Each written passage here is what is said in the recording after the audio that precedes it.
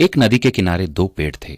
उस रास्ते एक छोटी सी चिड़िया गुजरी और पहले पेड़ से पूछी, बारिश का मौसम शुरू होने वाला है, क्या मैं और मेरे बच्चे तुम्हारी टहनी में अपना घोंसला बनाकर शरण ले सकते हैं? लेकिन उस पेड़ ने मना कर दिया। चिड़िया फिर दूसरे पेड़ के पास गई और वही सवाल पूछा। दूसरा पेड़ मान गया। चिड़िया अपने बच्चों के साथ खुशी खुशी दूसरे पेड़ में घोंसला बनाकर रहने लगी। बारिश का मौसम आया और एक दिन इतनी जोर की बारिश हुई कि नदी के पानी का स्तर और तीव्रता बहुत बढ़ गई। इसी दौरान पहला पेड़ जड़ से उखड़कर पानी में बह गया।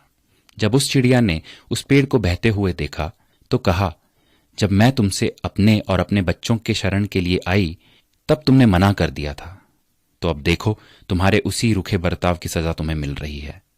जिसका उत्तर पेड़ ने मुस्कुराते हुए दिया, मैं जानता था कि मेरी जड़ें काफी कमजोर हैं और इस वर्ष की बारिश में मैं टिक नहीं पाऊंगा। मैं तुम्हारी और बच्चों की जान खतरे में नहीं डालना चाहता था। मना करने के लिए मुझे क्षमा कर दो। और ये कहते कहते पेड़ बह गया। किसी के इनकार को हमेशा उनकी कठोरता ना समझिए। क्या पता उनके उसी इनकार से आपका भला हो।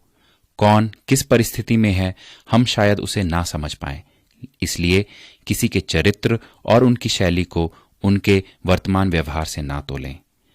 प्रभु भी यही कहते हैं कि एक मनुष्य दूसरे की सोच और विचार को नहीं समझ सकता।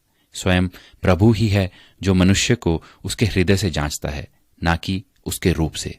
तो आइए दूसरों के बारे में ऊंच नीच से ना सोचकर सबको प्रेम और भाईचारे की नजर से देखने का प्रयास करते हैं।